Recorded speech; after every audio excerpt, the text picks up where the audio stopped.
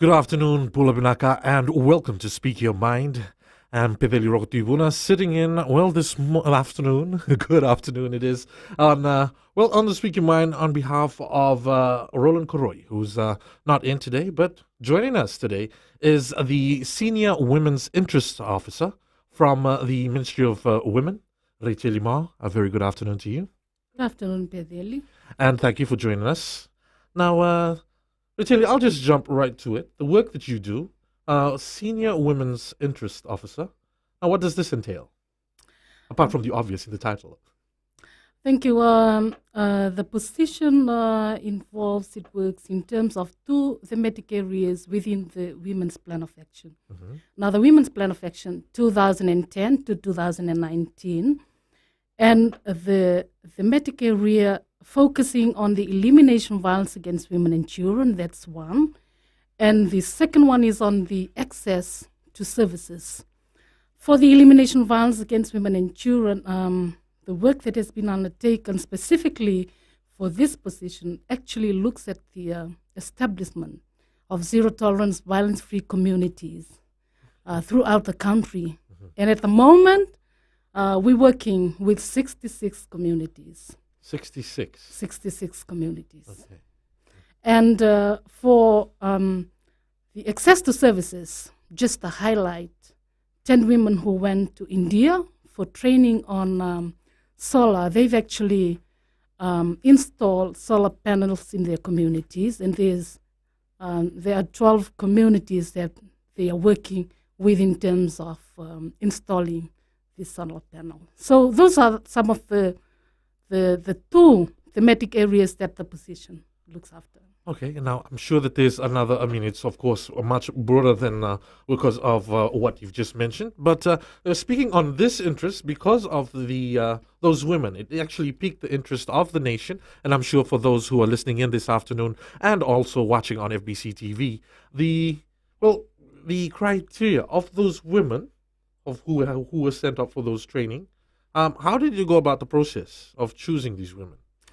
Thank you. The ministry works with the other organizations such as the USP, mm-hmm. With FLAM, and also with UN Women, and with the government of India. Mm-hmm. So in choosing the community, the University of the South Pacific actually did a survey identifying some of the community that have not access to probably electrification, and also the community then identified these women. These are grandmothers, the mothers that are specifically staying there in the community. The idea of selecting these women is because when they come back, they will continue to stay there. So you will see that young women were not sent to India for this particular training. Yes. Now, how successful has this, for this project, how successful has it been? Has there been any monitoring? Yes, interesting to note that when these particular women came back, we had a national training for these solar engineers mm-hmm. and their committee that was held in Suva. Now, they have gone to their communities, and also the equipment had arrived. They have actually installed the panels for the solar, and they have electrified the village. Some of the villages have not access to electrification for 20, 30 years, and they are able, through these women, able to access the knowledge, the skills from India, mm-hmm. and have coming back with it, and also impart the same knowledge and skills to the community that they belong to. Rachel, if I could just ask, namely some of these areas or some of these where these women are from? Obviously. Yes, women who went to India and are now the solar engineers are four from the province of Kandavu, one from Dharma Indra, one in Waikumbu from Mamba, the others are from Nambowono in Madhuwata, and also in Mbua from Nakorobo, and also in Nyasawa in the Kaunrobe. So these are the women who have been actually involved in this particular work, and they have actually been able gaining that knowledge and skill, they are able to put up and connect all this equipment, and they're delight. I'm glad that this is it has been a success. Now, let me just ask: these are in Itoke communities. Yes, these are Itoke communities. Are we looking at? Is the Ministry of Women also looking at other communities per se? Yeah, there is a plan in place. Not only this particular community have been installed with solar panels and all. There are also a training which is conducted with the stakeholders, solar stakeholders, which includes farmers that I've mentioned, which they go out to the community and do sort of a leadership training, and also in terms of legal literacy training, looking at how they can best sustain the program in years to come, and also looking at how we will be able to expand, not only to have, not only to electrify the village, but on the other hand, we can also start income generating activities by probably utilizing the services that is already available. Congratulations on that. Now, the next part of the work that you do, that you mentioned, the work to eliminate violence against women. Now, could you just expand a little bit also on this? Yes. The main goal under this thematic area is to actually have a safer communities through elimination of violence against women and children. So the ministry works with the stakeholders, which consist of government, agencies, and non-government organizations. So in identifying a particular community, the ministry works with the police. The police identify the community, and there are 10 phases. 10 phases to undertake before a community is declared a violence-free community. So the first phase actually deals with the initial planning and identification, and then we have the identification of stakeholders that are within the particular community or even the district. Then we have stakeholders meeting in which they come up with the plan. How do they go about in terms of implementing the program? And then we have a community consultation, very important because the community have to take ownership of it. They endorse and they agree that they will partner with the ministry and stakeholders to implement the program. Now, phase 6 is actually officially commitment of the community, in which Madam Minister, the Minister for Social Welfare, Women and Poverty Alleviation, hands over a certificate to the community for the work that they're going to do. Now, after the official commitment, then we have the stakeholders training. Now, training the stakeholders to understand issues of violence against women and children, so that as we move along, we are all aware of the issues. Then the other part of the implementation is to actually train the community to understand the issue. Not only that, also to understand which services are available and at which place. The socio-economic training component. So after all these phases, then we have the declaration of the community. Thank you, Rachel. We're just going to take a short break, and we'll be right back with the Senior Women's Interest Officer from the Ministry of Women, Rachel Limawa, and also we will be joined by, Ms. Sharon Bagwan-Rolls from Femlink Pacific, who I believe we can just make linkages to also an event that's coming up, and that is a peace concert. And of course, the International Peace Day that is to come on the 21st of this week.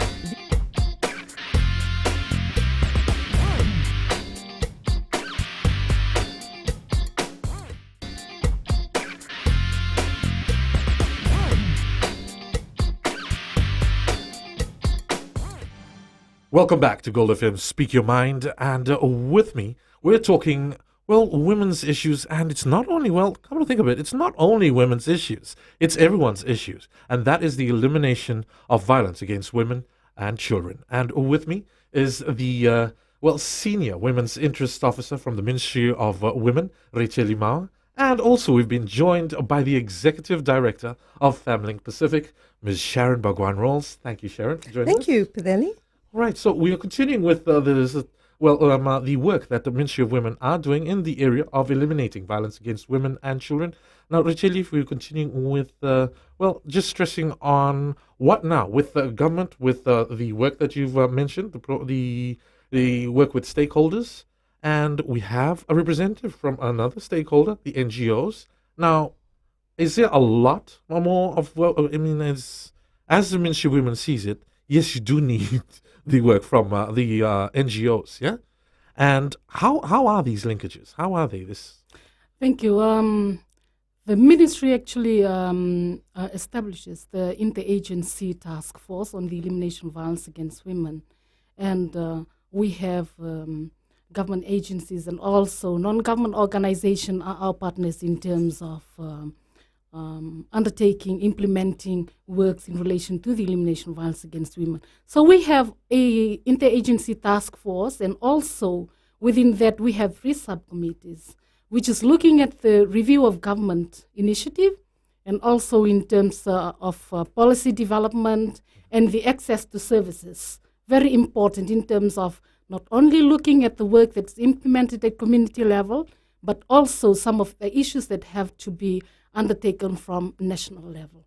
So these are the issues that the ministry with its partners are working towards in eliminating violence against women and children. Right. Well, sadly, that we continue to hear cases of rape, especially in rural communities. And earlier this year, we were marred, especially with the New Year's, greeting the New Year, with a horrific incidents in Vanua and also here in Viti. I could call, if I can just recall the 2 specific cases that were, these 2 rape cases. Now, with these, the work that you're doing, how are we in terms of calling, such as saying, interagency work that the Ministry of Women have called for and have formed? How are we with the issues of the law?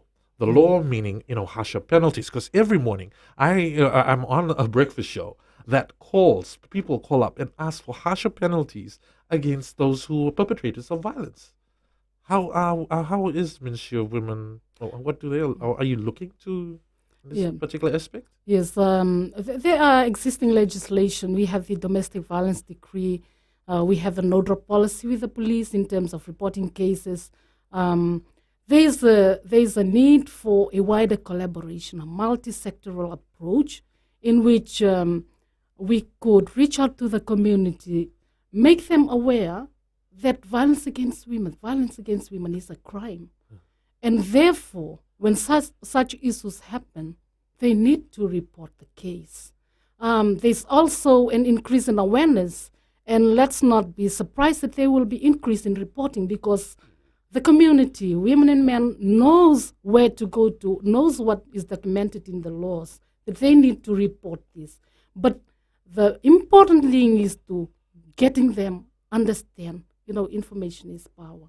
Once they know where to go to, they would be able to assist their family members, even their colleagues, to share those. Because violence against women is no longer a private matter. It's, everyone has a responsibility. Well, I'm sure Sharon has something to say right about it. I could see her looking absolutely back and forth. I know, for example, the Fiji Women's Crisis Centre is a key member of the Interagency Task Force on Violence Against Women. FemLink Pacific, we actually belong to the Task Force on Women in Decision Making and Access to Services. But there's the interconnection. So aside from the legal issues, the legal rights, the need for harsher penalties, the need for information, I think we also need to look at the interconnection between all of this work that have been prioritized as part of the Ministry of Women's Plan of Action.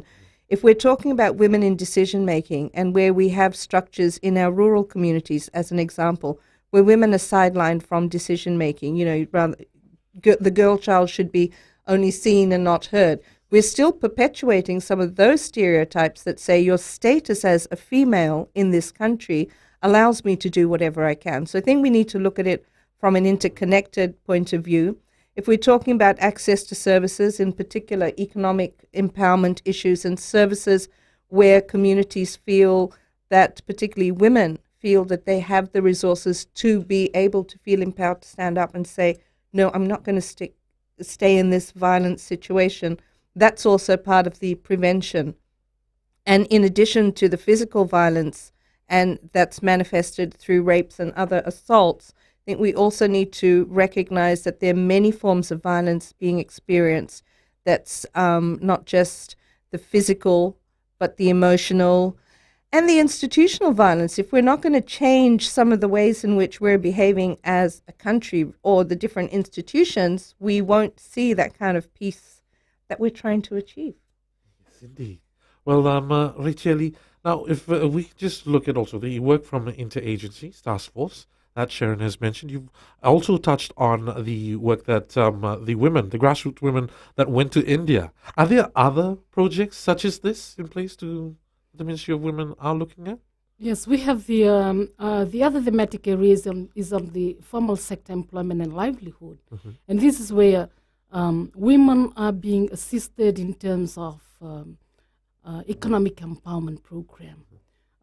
Women's group who need to establish income generating activities, because in empowering women economically, they would be able to go an extra mile, supporting the children of the family, supporting the communities. And there's a lot of development that has been happening, which is drive from women's perspective.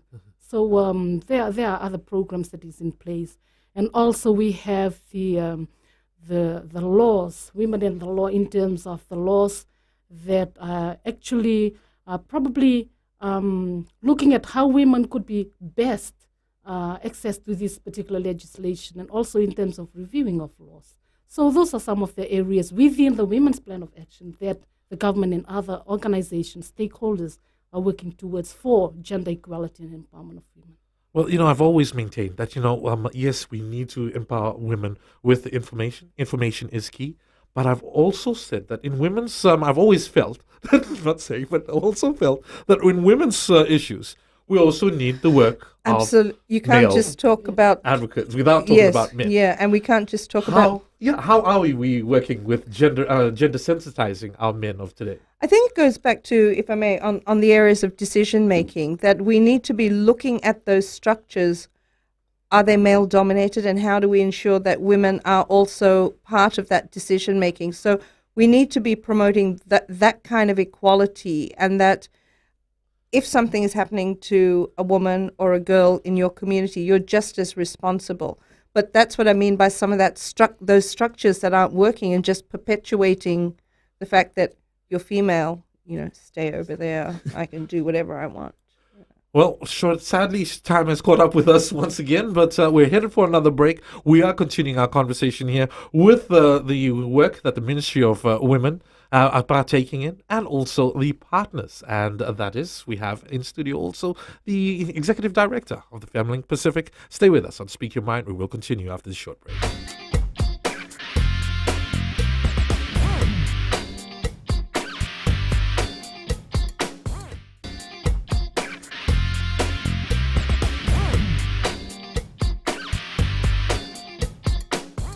You're back on Gold FM, Speak Your Mind. I'm Pideli, and we are talking about women's interests, women's issues. And just before we hit the break, we also talked about involving men. And it's a very important aspect of tackling this issue of ending violence against women and children. And with me in studio, the Executive Director of Femlink Pacific, and also the Senior Women's Interest Officer at the Ministry of Women, Racheli Mawa, and Sharon Bhagwan-Rawls. Thank you, Pideli. Now, Sharon. Yes. Okay, let's talk. Okay, you were saying that it's just as important involving men. We can confirm that. And I've always maintained that I'm also share this. I'm of the same school of thought.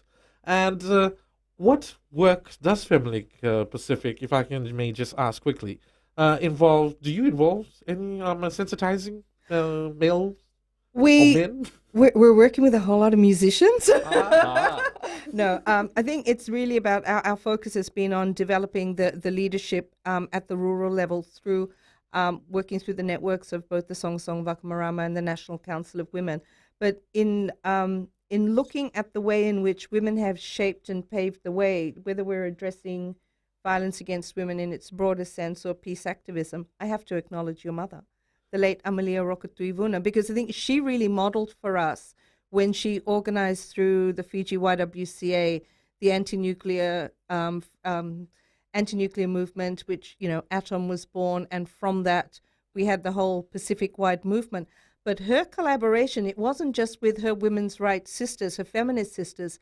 It was with trade unions, it was with faith-based organizations, civil society, academia, university students. And I think that's something that we've got to remind ourselves when we're looking at strategies, that we're not just, there is a call for equality, for rights, but we can't just do that alone. We've got to bring in everyone. And I think as we look at the Peace Jam later for International Day of Peace through the work of FemLink Pacific and as the Secretariat for GPAC in the Pacific, that's what we're looking at. We've come from small events, but this event on Peace Day 2013 is about the country and bringing in the musicians as well. So I think that's a really important way to demonstrate partnerships. Yeah. Well, also speaking of partnership, there's also an event, 16 days of action to eliminate violence against women. And the Ministry of Health also has plans for this? Yeah, thank you. The 16 days of activism on the elimination of violence against women and children starts on the 25th of November and ends on the 10th of December. So it's a 16 days period in terms of working, not only just working, but making sure that issues of violence against women and children are being made attended to. Mm-hmm. There needs to be attention to the issue of violence against women and children. So for this year, the ministry is also working towards a national program, looking at the zero tolerance violence-free communities. So we will actually declare, not only for the sake of committing and declaring it, but ensuring that the community who consists of men, women, and children are part and parcel of this particular program. So as we talk about the elimination of violence against women and children, also the zero tolerance violence-free community, men have actually come up with issues also in supporting the program.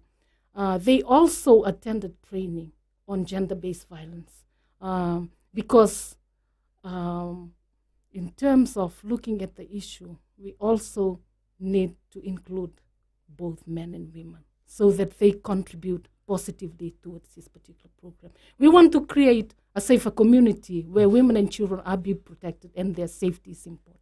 Sure. We'll be doing 16 days of community radio, and in fact, this week we're organizing through our partners. All our rural conveners are in town, and so our theme for not just the 16 days, but encompassing October through to December is adopting the global theme from peace in the home to peace in the world. We've got to stop violence. It's about non-violence, and it's looking at all forms of violence, as I said. We also need to look at some of the structural issues. It is a women's rights campaign. It starts with, the International Day for the Elimination of Violence Against Women. It ends with World Human Rights Day. It includes disability rights, AIDS awareness, and a whole lot of other issues, International Volunteers Day. But we shouldn't forget the rights-based approach as well, that we need to be articulating this from a rights-based approach. And last week we had faith leaders affirming communication rights. So we're making entries in different ways, I think, and the more during this 16 days, if we can also hear from the men, the boys, the sons, the talatalas, the priests, the pundits, the Molbis, that would be really good as well. Yes, it should be. Now, I'm just going to ask, this is a question that was posed to us at one point of our earlier shows when we tackled this issue. Ministry of Women, and they also as the government arm of looking at women's issues, how gender sensitive are our other ministries? Are they being also sensitized on issues that the Ministry of Women are trying to advocate to our people? Yeah, thank you. Yes, the ministry in 2010, 2011 has been working with government ministries in terms of gender mainstreaming. We actually undertake 2 to 3 days workshop with them, looking at women's issues articulated in the roadmap and look at how well they could include those in their working document. So a positive outcome of that, we're beginning to see gender equality be incorporated in ministries' annual corporate plan. So they have actually taken on board that particular objective, and also we're working with them in terms of ensuring that there is a continuity of this. But unless it's in the national budget, I mean, that's what we would contend, that you can have men who are sensitized, but unless we're seeing it in not just the policy but the practice, including Ministry of Health budgets specifically increasing to address women and men's needs, young women and young men's needs. We need to get more into the technicalities. And ultimately, if we're applying CEDAW, the UN Convention, which is what all of government are responsible for, not just the Department of Women, I think there also still needs to be a shift in that kind of attitude, because we sometimes do get siloed as the women in our country, that you're only the Department of Women. Yes. And it's like, no, but I want to talk about agriculture. I'd like to talk about roads, please, health. I could list. So I think we really need to work maybe more collaboratively in that regard to not just sensitize at the permanent secretary, director level, but you want to see it at the field level as well. Yeah. Thank you, Sharon, and thank you, Richeli, for joining us this afternoon. We will be talking more on the Peace Jam that's also coming. And again, watch out for these dates. Once again, Richeli, for the 16 days of activism against violence against women. And the dates again? 25th November to the 10th of December, every year. Every year. Thank you again, Richeli, for joining us this afternoon. And stay with us on Speak Your Mind. We will be joined shortly with the, Femlink Executive Director, who's also involved heavily with this Peace Jam. And also we'll talk about International Day of Peace.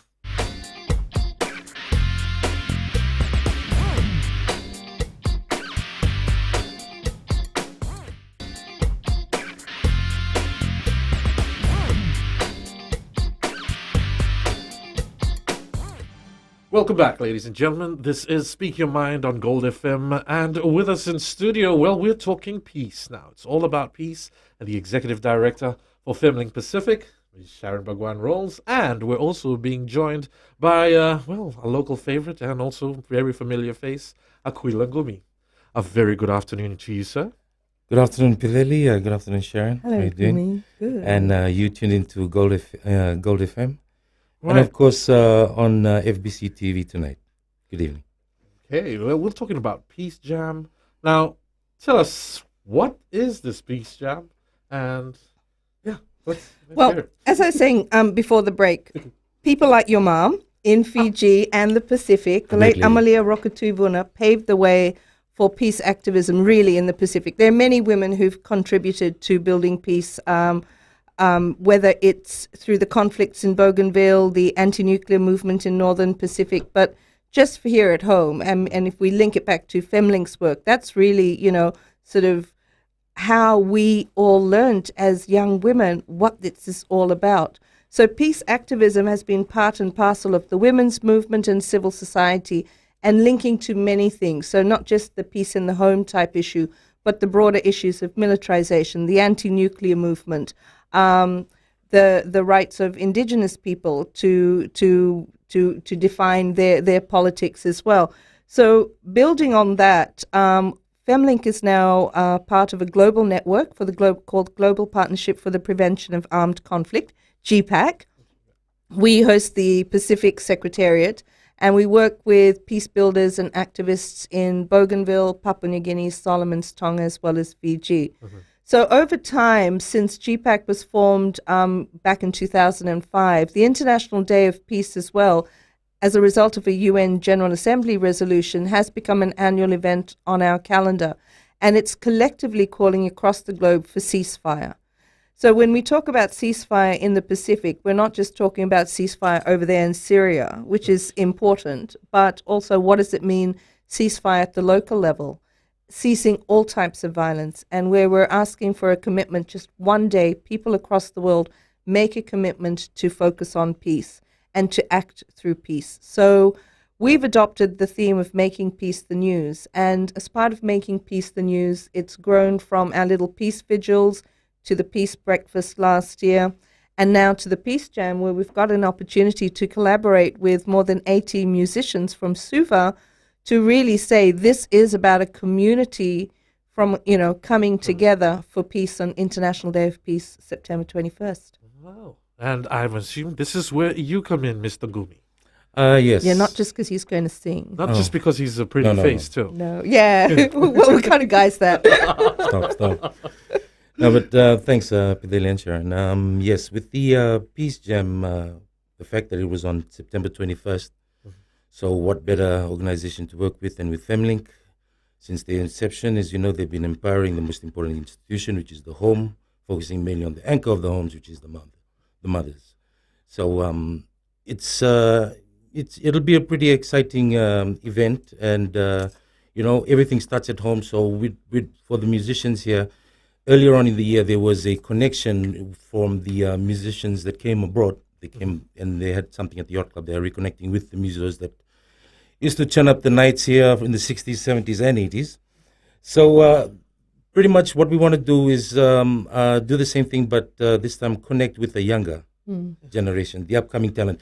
Have a sort of a structure formed, so by the time they get into the business, everything runs smoothly, professionally, and talent, looking after talent, protecting talent is one of the main objectives over here, and working with music. Music is like sevens rugby in this country. Yes. Everybody sort of connects with the sevens. Same with the music. It's so it's a day where gender, race, religion is not an issue, but everyone just have a good time. But connecting with the youth, I think this is the linchpin as well, because in the studies around conflict prevention, and if we just look at how young people, young men in particular, have been mobilized to be violent across the Pacific. We saw it May 19th, 2000, right? So how do we bring young men into a process? Like you were saying, where are the men? So this is what we're doing as women peace builders.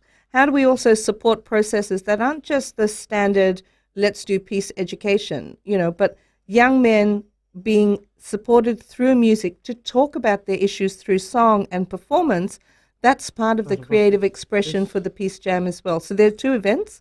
The 10 to 4 creative expressions, and that's going to be open to anyone. So if you want to grab the attention of the seniors of music in Suva, come along 10 till 4 o'clock, creative expressions for peace. And then from 6 p.m. to 1 a.m. is the Peace Jam with a fantastic lineup. But I also want to invite everybody to the Peace Vigil on Thursday, the 19th, a time for us to get together as the musicians, as civil society, and as the public. It's at Holy Trinity from 12:30 on Thursday, the 19th of September, 2 days ahead of International Day of Peace. Yeah, 2 days ahead of International Day of Peace is a good time to get together as a community, and let the healing begin. So, we're using creative arts and music. I think it's a great platform for us to start off with. In first of all, looking at ourselves, looking at the home first, and then taking it out to the communities. So it'll be great. With we also will be honoring two special gentlemen who have contributed for about 6 decades in the music industry here in the Pacific and the region and internationally, and that's the Pacific godfather of jazz, Mr. Tomasi Maui, and of course Mr. Ken Jensen, who is still doing his thing, and both of them. So we'll be honoring them as well. We celebrate them while they're still around, and it's all part of the healing process. Because this sort of thing sort of happened in 2003 when we had the South Pacific Games here. The musicians all sort of got together and everything, but then lack of communication, everything, it's all sort of fell apart. But then what we're trying to do here is trying to put it back together, trying to form a structure, especially for the younger upcoming talent. And, we're thankful for Femlink for coming in, supporting us all the way. We also would like to thank Flour Mills of Fiji. They are looking after the musicians, so everything that is collected at the door. The tickets, by the way, is $20. But then you see at the bowling club, it's very cheap drinks, right? Okay.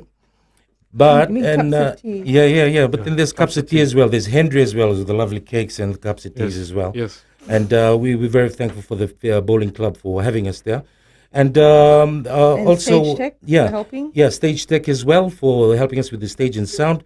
And of course, all proceeds, money collected at the door, will be going to Dr. Siti Yaniontawa and the Fiji National Council for Disabled Persons. I've mentioned this earlier on other mediums. But saying like here in Fiji, we either relate to someone, know of someone, probably went to school with someone, or work with someone with a disability. You know, this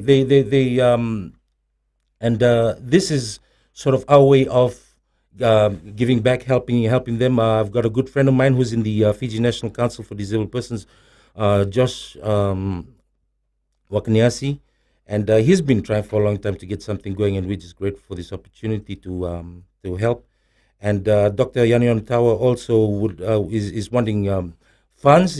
That's why we're helping to get his students trained abroad with the technology of the now, and of course with treating disabilities. So. And we will be talking shortly with a representative from the National Council for the Disabled People in Fiji. And, well, thank you again, Mr. Ngumi, for joining us. And, Sharon, we will stay with you and also for the next segment. Stay with us right here on Gold FM. We're talking about the Peace Jam and also what other, well, forms of activism that you at home can also participate.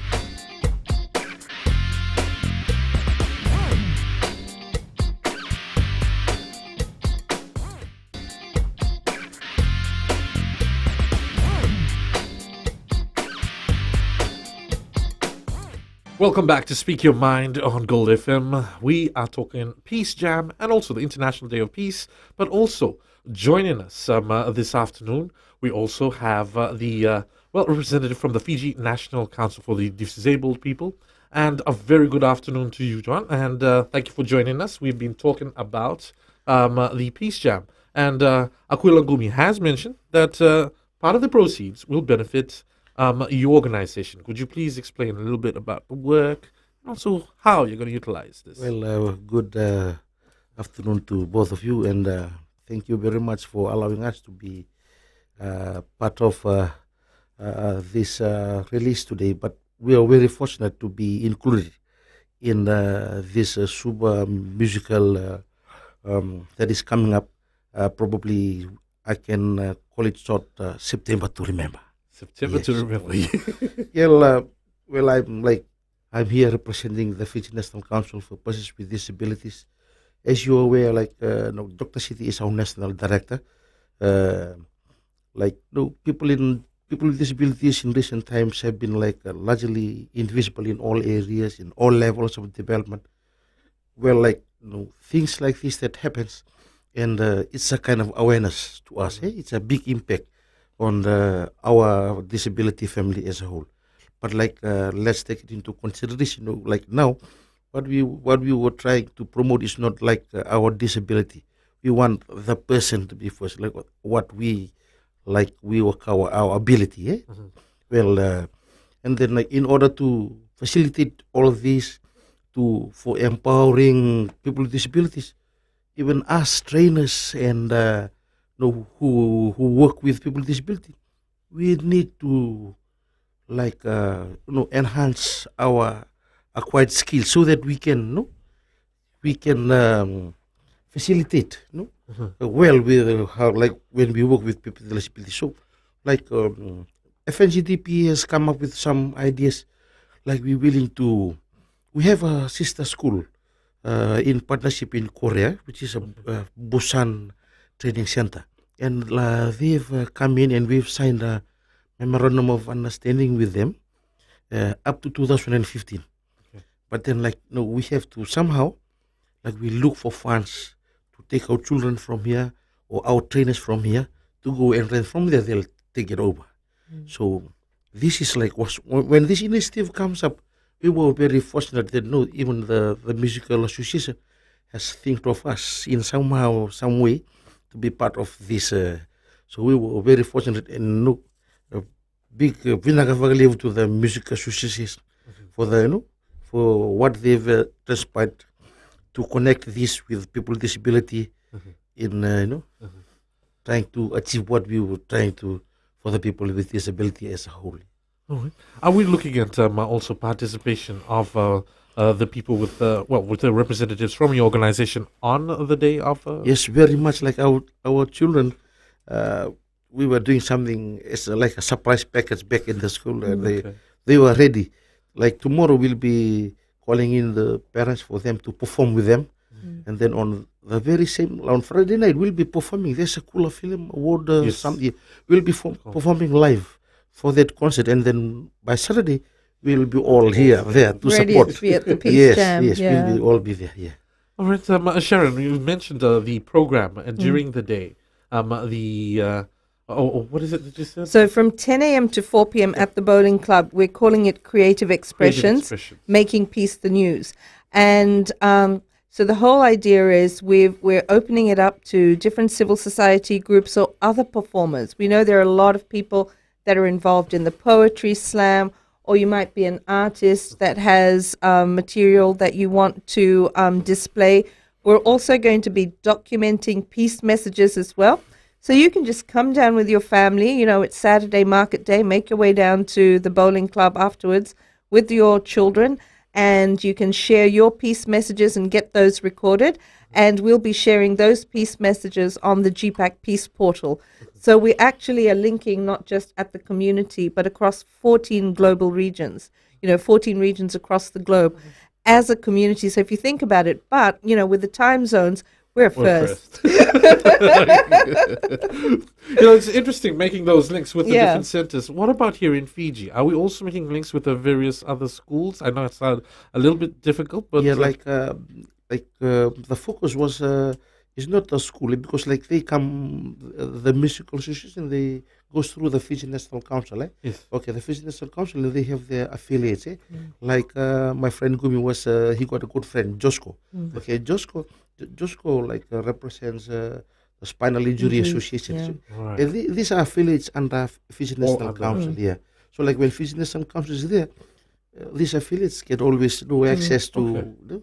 Okay. I think it's a really good day to also, when we're talking about peace, it's not just as us as able-bodied Yes. persons, but that, we experience peace in a different way. But for a person with disability, young, old, male or female, and the different types of disability, what does that mean as well? If we're talking about peace in the home, peace to the world, that sort of ceasefire, and that the fact is, you were saying earlier about violence against women making the news, but we're also hearing more and more about the violence that persons with disabilities Yes. face, and as a feminist-based organization, that the violence that are faced also by women with disabilities or young women with disabilities. And we've now got a new community radio show that actually talks about look at my abilities, for 4 hours, content being produced by persons with disabilities. So the more we can make that connection across civil society and symbolically for International Day of Peace, it's part of the ongoing work, but a way of really bringing Suva together as well. Yes, indeed, most definitely. And now, speaking of making these awareness sort of programs, how are we with them? Looking at it from a national level, and also because I know with violence against women in schools, it's been children are being made aware now, even in primary schools. There's small, it's slowly being introduced. I'm glad for that. But what about that with sensitizing young children and also school students with people with disabilities? Well, this issue it's not new whether with you are based at disability school or special school or in a normal mainstream school. But then again, it's good that the Ministry of Education has make it a strict policy for every schools to have a child protection policy. It is a must, and it's not only that. And the code of conduct of the workers, like now the screening process is very strict. Every now and then they keep on checking on people, even the talatalas who just come in to do the services, even though we accept him as a talatala, but yet he has to do his teacher registration. He has to go through the process in order to come through the children. So like in that situation, nationally, whether it's in a disability setting or a normal mainstream setting, everyone who comes to associate with children, you need to be assessed, and you have to come in with a card, through the Ministry of Education. Guys, thank you again for joining us this afternoon. Thank you. We sadly, time again has caught up with us. So but Peace Vigil on Peace the Vigil. 19th, Thursday at 12:30 at the Holy Trinity, and then Peace Jam from 10 o'clock right through till 1 o'clock in the morning at September the to Bowling remember. Club. September to remember. Definitely September to remember. September to remember. On that note, we thank you again for joining us on the show this afternoon, and also to our viewers on FBC TV. Join us again on the next Speak Your Mind next week, right here on FBC TV.